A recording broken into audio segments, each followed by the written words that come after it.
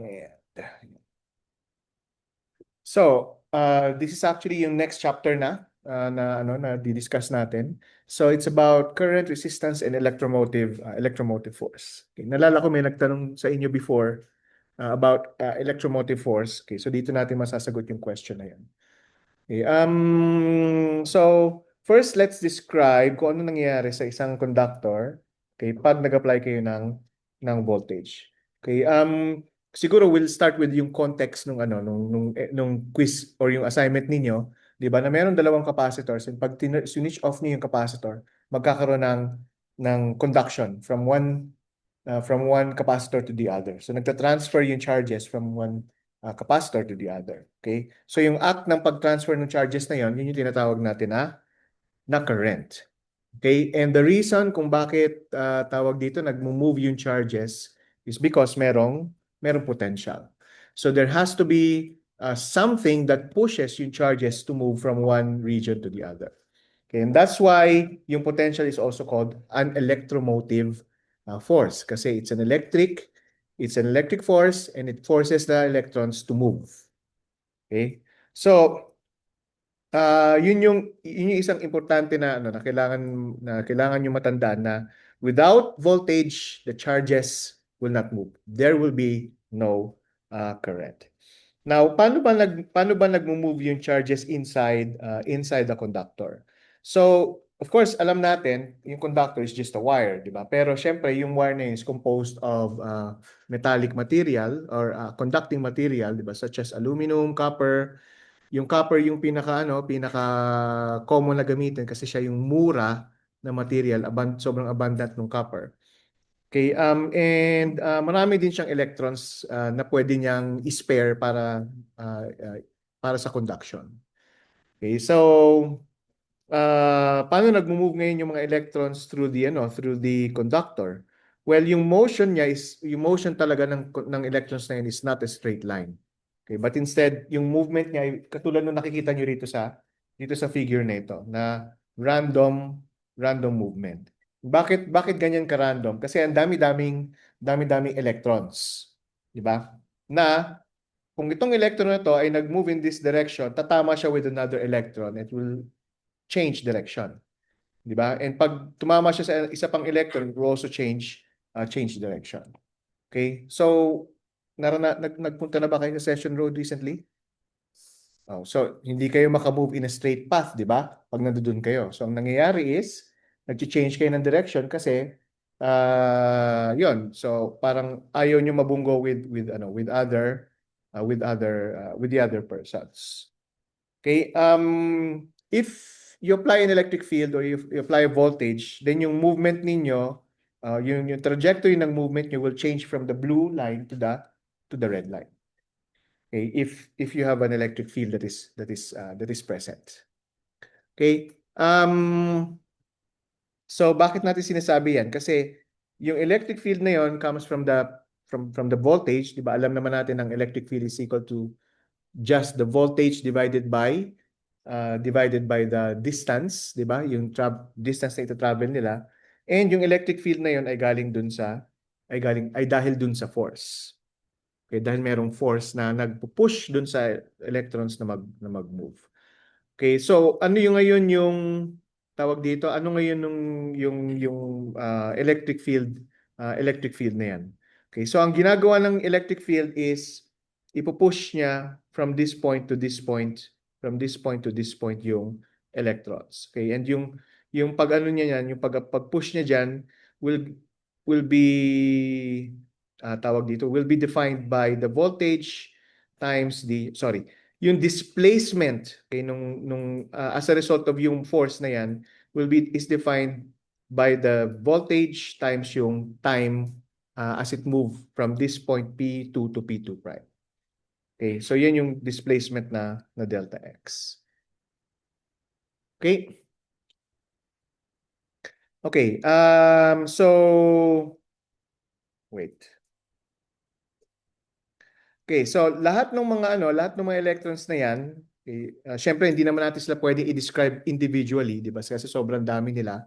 So, ang ginagawa natin is yung pinaka-simpleng description na pwede natin gawin is they have sort of an average movement. Okay, so ang average movement then is just a straight line for each of them. Iba-iba sila ng path. So bawat isa sa kanila ay merong nitong tinatawag na drift velocity. So you can think of it as an average movement. Okay, so parang ganito. Ito yung drift velocity niya. So ano ba? If it were a straight line, di mabilis yung velocity niya. Pero dahil, anong tawag dito? Dahil hindi siya straight line, dahil random yung movement niya katulad dito. So it's just as if na, tawag dito, over a period of time, maliit lang yung displacement niya and as a result, maliit lang din yung velocity niya. Okay? So yun yung ibig sabihin nung drift velocity dito. So how do we relate that to current? Okay, so yun yung actually gusto nating i-describe. So yung current, by definition is charge per unit time. Okay, so this is the charge, amount of charges traveling over an area divided by time.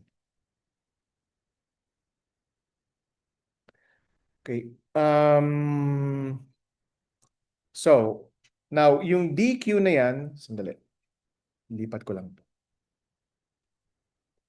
So yung amount of charge na nandiyan dyan, okay, will be equal to, so yung dq in other words, will be equal to the charge, okay, times dq is yung infinitesimal na charge. So yung number of electrons, okay, times yung area na nagpa-pass through siya, and then yung displacement niya, okay, which is delta t. Okay, remember this is displacement, okay, delta x, ito yung area. So ito yung area na nakikita nyo rito, yung ginagalaw niya. Okay, and ginagalawan niya. And if you multiply that by this displacement here, ito yung displacement na nandiyan dyan. Okay, then you have this small volume na nandiyan dyan, okay, dV. And then ito yung number. And this is actually not charge, but charge density. Okay, so if this is charge density, if this is volume, then you're left with the charge times the number of electrons. Okay, so yan yung dq ngayon. So this will be equal to nq vdA dt. And if we divide everything by dt, then mawawala tong dt dito. And then you have nq vdA. So yung current is equal to nq vd times the drift velocity.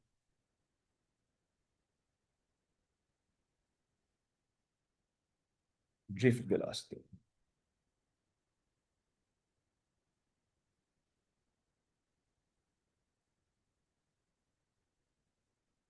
Okay. So proportional yung current sa drift velocity sa area, okay, kung saan lumulusot yung yung current na yon. Syempre sa number of charges din na So the more charges, mas mataas din yung current.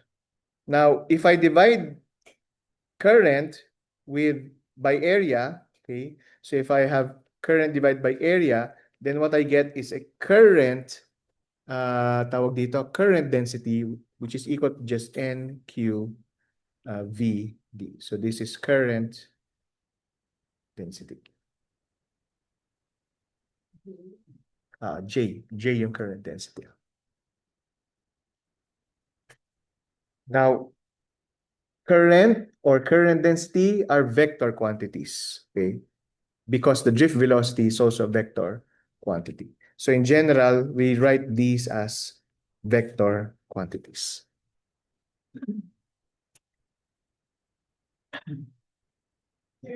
Direction ng drift velocity in the direction of charge density.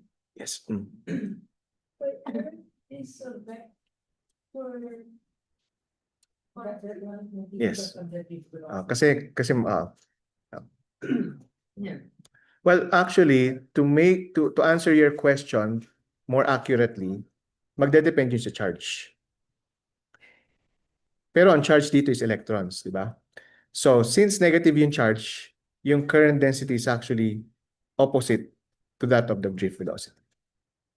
And sa tunay na buhay, well, at least we'd like to think so, na pag nag-apply ka ng voltage, the electrons actually move in the opposite direction. Kasi they're attracted, anong tawag dito? Kasi nga negative yung charge siya. Okay, pero para hindi nakakasira ng ulo, 'di ba? Gusto natin na mag-move yung electrons towards the positive charge. Okay? Sige, kung nalito kayo ngayon, okay lang 'yan. I-explain ko pa 'yan a bit further pag nagdi-discuss tayo ng mga circuits. Okay? Mas malilito kayo dun later. Okay. Emi lang. Hindi kayo sanay na may teacher na gano'n, ano? Okay. So, any questions so far? Now, ano ba yung drift velocity niyan? If you think about yung drift velocity, ano bang ini-imply niya? Basically ganito. So, halimbawa, pag siyempre hindi nakikita ng mga nasa nandoon sa Zoom. So, pag halimbawa naglakad ako dito sa room, okay, sabihin natin in 1 second, okay? Naglakad ako dito or 5 seconds na lang para mas madaling imagine. 5 seconds naglakad ako from this point to that point. Okay, so meron akong velocity, right? Walang nakaharang sa daan. Okay. Pero kung halimbawa, ilagay niyo lahat ng mga upuan dito, okay? Tapos, syempre yung path ko ay hindi na straight line. In 5 seconds, okay, nag-move lang ako over a short distance kumpara sa kung wala yung upuan, right? And you can solve for kung ano yung velocity ko pag merong upuan versus kung wala yung upuan. So yung velocity ko pag merong upuan, yun yung drift velocity. Kasi it's as if nagde-drift lang ako dun sa dahil yung motion ko ay random, it's as if nagde-drift lang ako over that distance. Okay? And yung drift velocity na yun is much smaller. And it's a result of yung obstacles, okay, na nakalagay sa path ko. Tama? Ganun din para sa electrons. So electrons, because they collide with the other electrons, hindi straight yung path niya. So essentially, yung distance na travel niya over a period of time is much shorter kung wala yung ibang electrons. Okay? So it's as if nagdi-drift lang talaga yung mga electrons na yun. Okay, so let's consider ngayon itong example na ito. So current density and drift velocity in a wire. So an 18 gauge copper wire, okay, yung pag sinabing gauge, yun yung size ng wire. Okay, the size usually used for lamp cords with the diameter of 1.02 millimeters carries a constant current of 1.67 amperes to a 200-watt lamp. Okay, so hindi ko ata na-describe na yung unit ng current is ampere.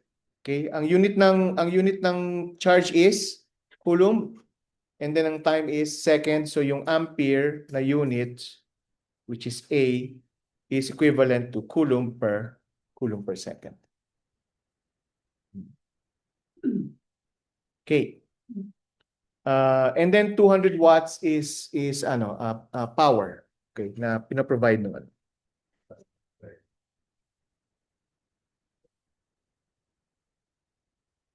Hindi, magdedepend yun sa ano. Pero hindi naman yata gagamitin dito yung power. Hindi gagamitin dito yung power. Okay, so the free electron density in the wire is 8.5 times 10 to the 28 per cubic meter. Okay, find A, the current density, and B, the drift speed. So anong definition natin ng current density? Ang current density is I over A. Okay, madali lang tandaan yung equation for current density. Di ba? Okay. Essentially initials ko yan eh.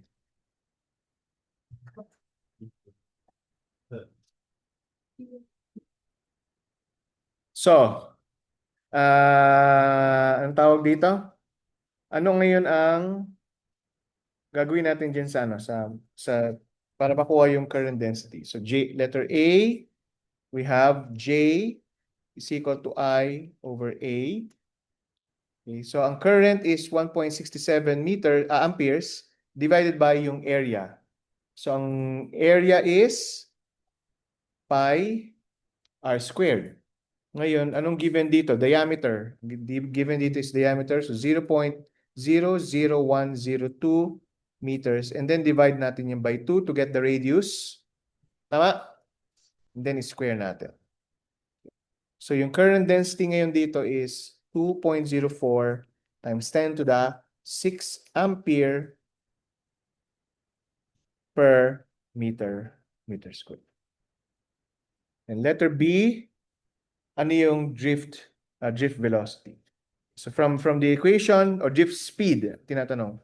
So from the equation, J is equal to NQ/VD. Okay, so VD is equal to J over NQ.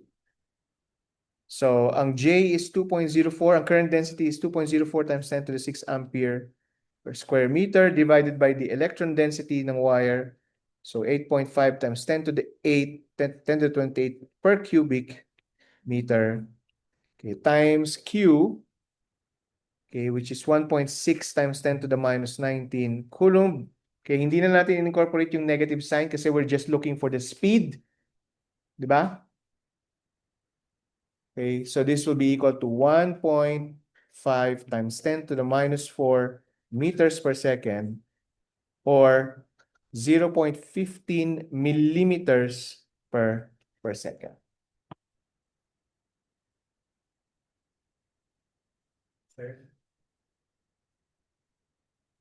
paano ko naging vector yung velocity kung like equals ko silang paano? Yung ano lang, yung resultant vector niya lang. Oh. Yes. So parang initial tsaka final position lang yun. Kailangan mo i-consider.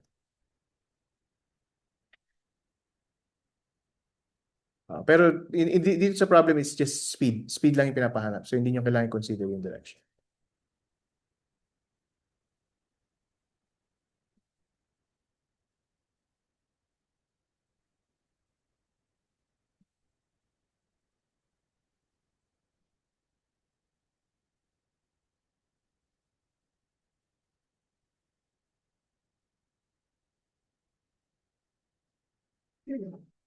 So, N is given.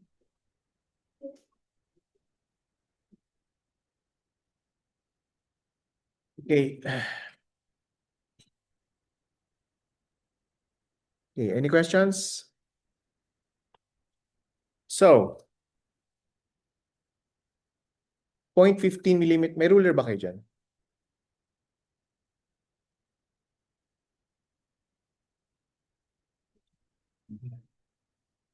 Tignan nyo kung tignan nyo yung 1 millimeter. Tignan nyo yung 1 millimeter. And then, tignan nyo yung 0.15. Sabihin natin, ang 0.15 is about 1/10, di ba? Sabihin natin 1/10. So, 1/10 of a millimeter. Di ba? Per second. So, sobrang bagal, di ba? Nung ano niya, nung takbo. Mas mabilis pa yung langgam, yung pagong. Diba? Kesa dun sa current na tumatakbo sa isang wire. Okay? So, kaya siya tinawag na drift velocity kasi parang wala lang, chillax-chillax lang siya doon, para lang siya nagdi-drift. Diba? Nag-go along lang siya dun sa flow. Yon. Go with the flow. Okay?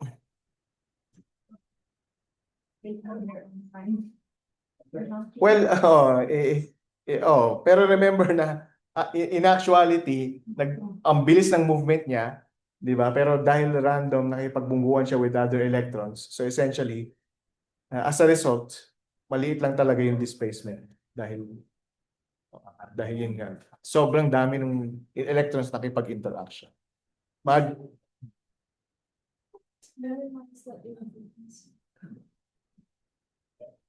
Minimize yung inefficiency. Wala. Ibang material, ganun. Oo. Pero syempre, pag ibang material, mas ano, mas mahal kasi copper talaga yung pinakamura eh.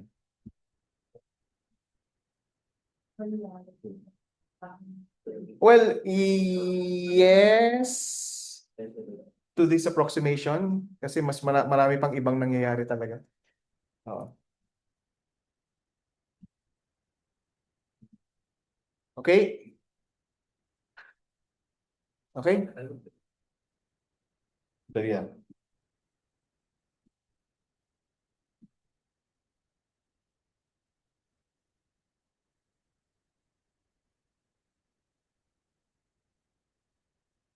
Okay. Excuse me.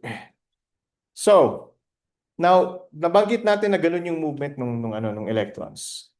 Okay, or nung charges. Which means na, in essence, there's something that impedes their movement. Kaya ang tawag natin dun sa something na yun ay resistance.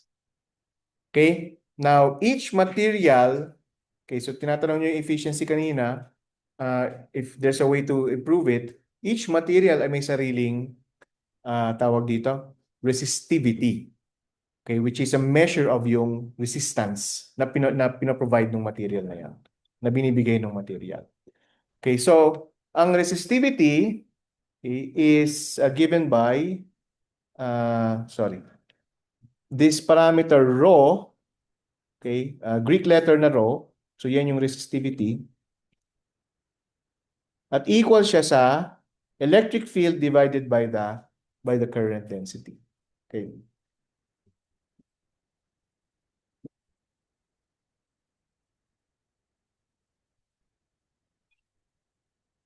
Okay.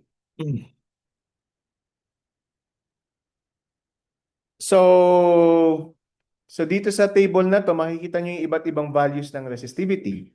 Okay, and makikita nyo rin, so by the way, ang unit ng resistivity is ohm meter. Okay, and ang tawag dito, alam nyo ba na may reciprocal ang resistivity? Kung ano sa tingin nyo ang reciprocal ng resistivity? Resistance. So ang reciprocal ng to resist ay allow it to flow or hindi. Ang tawag dito, ang resistance is pagpigil sa pag-flow, di ba? So yung opposite niyan ay pag-allow sa pag-flow. Dito. Yung syllables. Ay, tatlo pala. Mali. Conductance. Conductance. So yung resistance, ang reciprocal niya ay conductance. So yung reciprocal na resistivity ay conductivity. Ang unit ng resistivity ay ohm meter. Ang unit ng resistance ay ohm. Alam niyo bang alam niyo yung reciprocal ng conductance? Talagang pinagpipilitan niya, no? Kung yun yung joke, hindi pa rin ako natawa. So, anong reciprocal ng resistance? O anong unit ng conductance pala? Yun yung gusto kong tanong.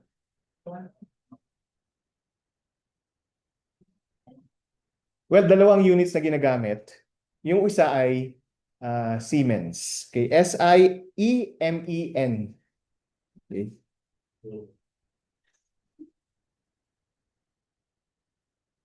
Conductance yan, conductance. Pero meron pang isa. So yung resistance ay ohm, okay, or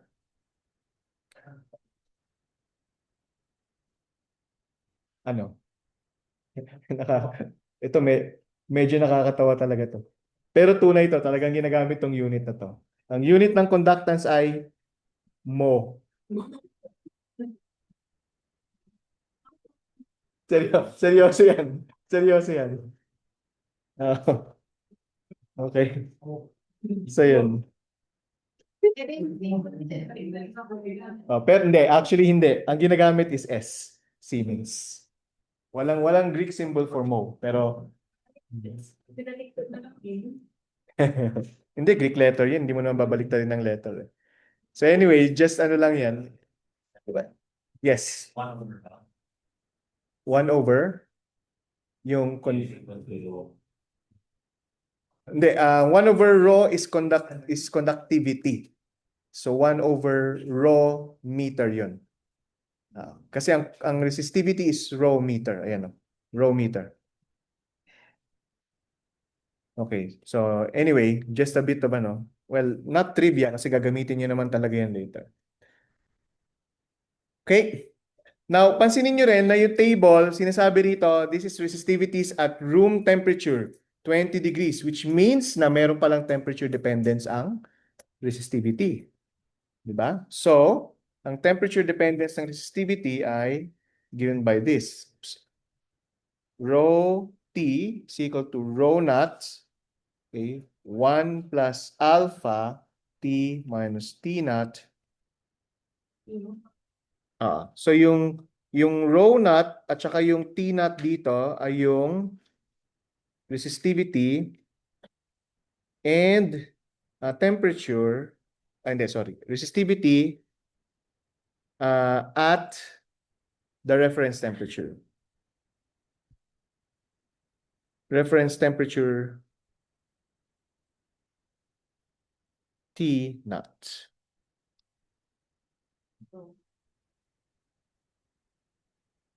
Now, typically, ang reference temperature ay 20 degrees. Okay? Kasi yun yung room temperature.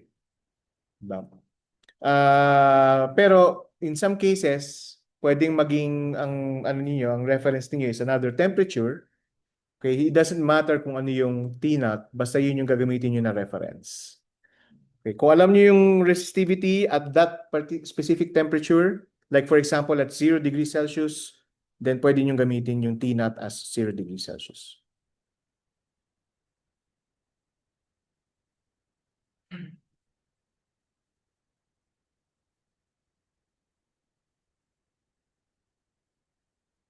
Any questions? Ang alin? Ay, oo nga, alpha. Yes. Oo nga. Alpha is temperature coefficient of resistivity. So, it could be positive or negative. Okay. Pag positive siya, ibig sabihin, mag-increase yung resistivity at higher temperatures. Di ba? Kasi tignan nyo to. Pag positive to, positive din itong term na to, so mag-a-add lang siya dun sa 1 or i-add niya dun sa ano.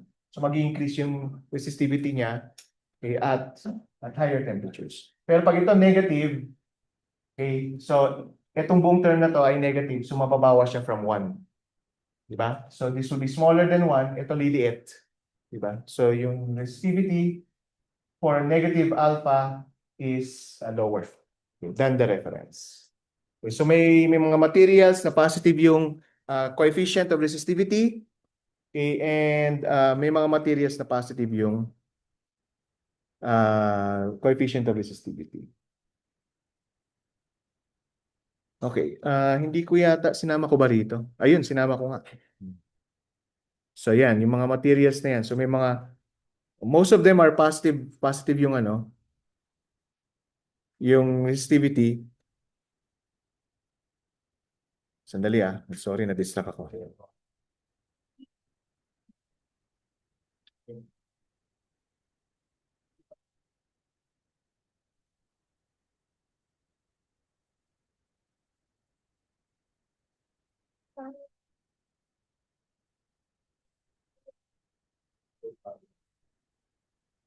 Yes, so sobrang liliit ng values, no? Well, actually, pag gumawa tayo ng example, makikita nyo na hindi siya talaga ganun kababa kasi magbabago yung resistivity by a significant amount. Not this small, but by a significant amount. Ba, ayaw pa maniwala sa akin. Okay, now, ano tong nandito sa gilid? Okay, so, yung graph na to, so yung equation na to is actually an equation of the line. An equation of a line. Na kung saan yung rho naught ay yung y-axis, yung alpha ay yung slope, at yung t ay yung, anong tawag dito? Yung x, yung abscissa. Okay? So, uh, well, sinabi ko na equation of a line, no? Pero tawag dito, yun yung green line na nakikita niyo dyan. Pero in general, hindi linear yung resistivity. Okay? So actually, red line siya, yung nakikita niyo rito. Okay? Pero as an approximation, pwede niyo sabihin na yung green line yung resistivity. Kaya nga dito, linear lang yung resistivity. Okay? Kasi in most cases, hindi naman ah, tawag dito, sufficient na yung description na linear. Okay? Ah, pwede nyo naman gawing linear by, anong tawag dito? Applying Taylor series. And then using small values of alpha. Diba? O, diba? Ma-apply nyo na yung Taylor series dito. Okay. Now, there are some materials na ibang-iba talaga yung behavior. Like this one. Okay, so this is 1 over T behavior. Reciprocal, yung resistivity ay reciprocal ng temperature. So the higher the temperature, mas bumababa yung resistivity. Okay? And these materials, itong material na to, itong behavior na to pertains to a material called the semiconductor. But the semiconductor is actually a material that is the basis for all the electronics na ginagamit natin. Yung iPad ninyo, yung cellphone ninyo, okay, lahat basically ng electronics, okay, uses a semiconductor material. And pagdating nyo sa electronics physics, pag-aaralan nyo kung ano ang semiconductor. Basically, it's a material where you can control yung resistivity. Okay. Pwede nyo i-control yung resistivity nung material. And there's also a material called a superconductor, where the resistivity becomes zero below a critical temperature. And it's not 0.00001, it's zero. Zero resistivity at or below the critical temperature. Anong implication nun? Anong implication nun? So kanina, or actually dun sa homework ninyo, sinabi ninyo na yung isang reason kung bakit nababawasan yung energy ay dahil sa resistance. Tama? So, which means that if you have zero resistance, then there's no heat generated as a result of conduction. And if there's no heat generated, yung charge nito na nagsusuperconduct will not stop conducting. It will conduct forever. Kasi walang pumipigil sa walang pumipigil sa kanyang motion. 'Di ba? Walang resistance. Yes.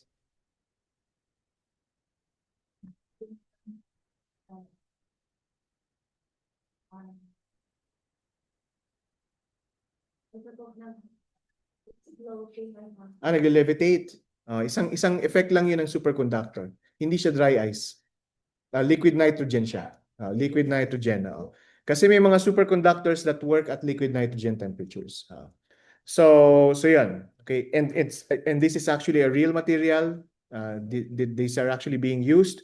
If you've heard of quantum computers, then they are using superconducting materials sa quantum computers. But they're using also extremely cold refrigerators. Like, alam niyo yung unit na Kelvin, no?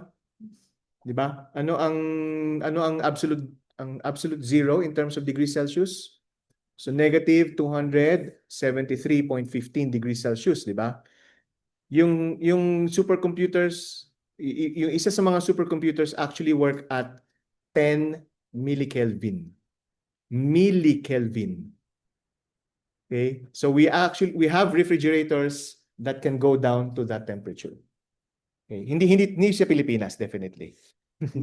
Sa ibang bansa, Mahal kasi mag-maintain ng mga ganyan. At hindi natin kaya. Baka mag-rally kayo na tao dito, nag-spend tayo ng millions para sa isang refrigerator. Tapos maraming hindi kumakain, maraming hindi nag-aaral, alam niyo yan. Baka yun yung maging complaint. Kaya hindi kami bumibili. Anyway, so yan. That's about yung tungkol sa ano sa resistivity. Okay, sige. Tingnan natin kung anong tawag dito. Ay, okay, so yun din yun.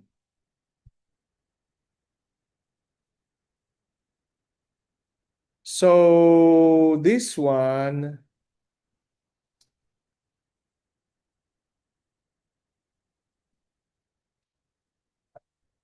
ay, hindi. Bago tayo pumunta diyan, okay, so dinescribe ko yung ano, yung coefficient. Okay, so sinabi natin kanina na okay, so sinabi natin kanina na yung electric field ay equal sa current resistivity times yung ano current density. But sa natin sinabi 'yon. Dito banda. Saan natin nilagay 'yun? Saan ko nilagay 'yun? Wala. Wala pa? Hindi pa pala natin sinabi kanina. Di ba? Everything was perfect. Hindi, sinulat ko na yan. Siya yung nag-break, resistivity. Ito, ayun. Ayun. Nandun pala sa taas. Okay. Hindi, ako nga, hindi ko na mahanap eh. So, okay, so from there, alam natin, in terms of magnitude lang, no? Wag natin muna isama yung, yung pagiging vector niya. So in terms of magnitude, so yung electric field is just voltage divided by distance. So let's say na nag-travel a distance L yung charge. Okay, and then yung current density is, by definition, is current over area, right? Diba? Current density. Okay, so pwede natin itong isulat ngayon as this V is equal to rho L over A times I.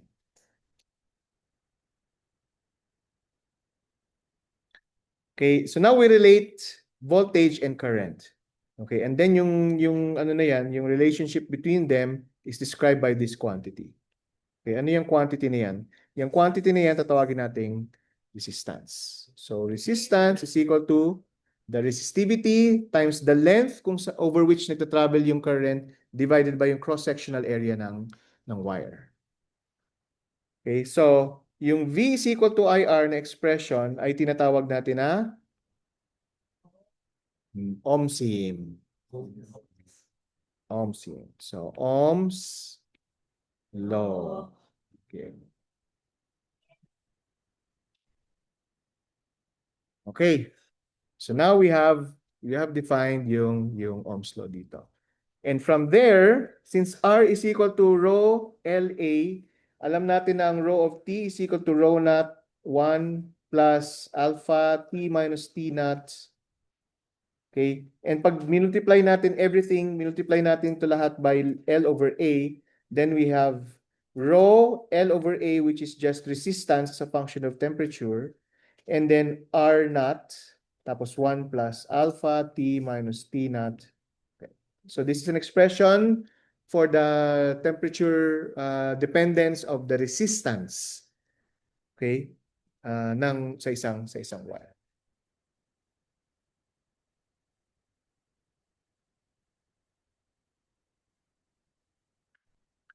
Okay.